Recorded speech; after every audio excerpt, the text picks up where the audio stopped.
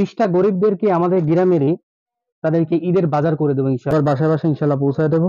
আর ভাঙা টাঙা ঘর আছে, ঘরটা ঠিক করে দেবো, প্লাস ঘরে কারেন্ট এগুলো সব করে দেবো। যে তোরা যে আমার ঘরটা করে দিবি, তাহলে আমাকে মানে ওনাকে কে একটা হুমকি দিছে যে আমরা যদি ঘর করে দিই তার নয় কি হবে। বিসমিল্লাহির রহমানির রহিম। আসসালামু আলাইকুম, আশা করছি সকলে ভালো আছেন।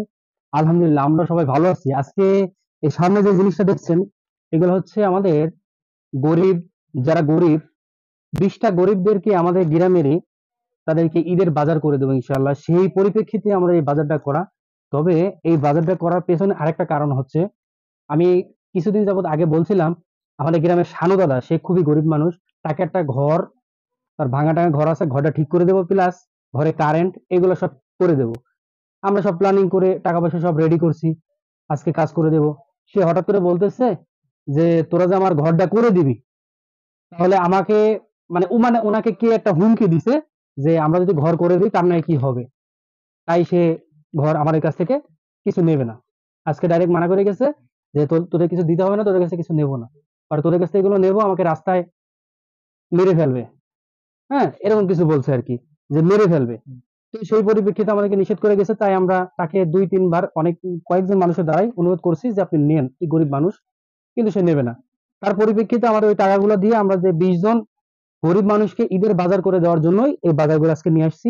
তো সেই ক্ষেত্রে আজকে আমাদের বাজারে আছে সিমাই আছে, তেল আছে, চিনি আছে, কিশমিশ আছে, সাবান আছে, আলু আছে, পেঁয়াজ আছে, মোট মনে হয় 8-10 রকম বাজার হবে আর কি। এগুলো আমরা করছি যে আজকে আমরা ঈদের বাজারটা সবার হাতে তুলে দেবো ইনশাল্লাহ।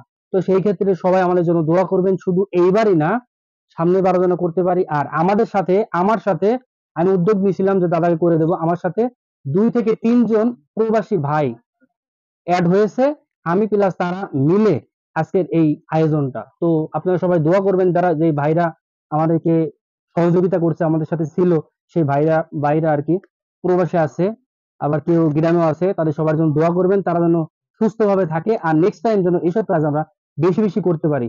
তো সেই ক্ষেত্রে আমাদের সাথে থাকুন, ভিডিওটা সম্পূর্ণ দেখুন ইনশাআল্লাহ। দুলা ভাই, আমরা প্যাকেট করে মেলা রাইস হয়ে গেছে, আর দেরি করা যাবে না। কি কি দেওয়া হয়েছে এখানে? আলু, পেঁয়াজ, রসুন, একটা সিমাই, সিমাই দিতে হবে। কিসমিস দিয়েছেন? আচ্ছা শফিউল্লাহ, তুমি একটু চেক করো, চলো ওই ব্যাগ দেবে, আটা ব্যাগ তুমি ওই জায়গায় বসে ব্যাগ ইয়ে করে ওই জায়গায় দাও। হুম, চিনি দেন। আচ্ছা, মোট আপনার কয় রকম আইটেম সেটা মনে করলেই হয়ে যাবে। হ্যাঁ, তো আসলে কেউ মাইন্ড করবে না যে আমরা ভিডিও করতেছি। বিষয়টা আসলে আমরা যে ভিডিও করতেছি, আপনি প্যাকেট করেন, আমরা যে ভিডিও করতেছি, এই আমাদের দেখা দেখি হয়তো বা অন্য কেউ এরকম মানুষকে মানুষকে দিতে পারে, সাহায্য করতে পারে। তো এরকম ভিডিও করলেও যদি মানুষ যদি একটু সহযোগিতা পায়, সাহায্য পায়, তাহলে কিন্তু এটা খুবই ভালো কাজ, এটা কিন্তু খারাপ না। তো আপনারা ইনশাল্লাহ বেশি বেশি চেষ্টা করবেন মানুষকে সহযোগিতা করার জন্য। আলহামদুলিল্লাহ আমাদের হচ্ছে সব প্যাকেটিং করা হয়ে গেছে। এখন বাজে রাত 9টা, আমরা এখনো ঈশান নামাজ অথবা তারাবি পড়ি নাই। আমরা এখন নামাজ নামাজ যাব, নামাজ পড়ে এসে সবার বাসায় বাসায় ইনশাল্লাহ পৌঁছায় দেব।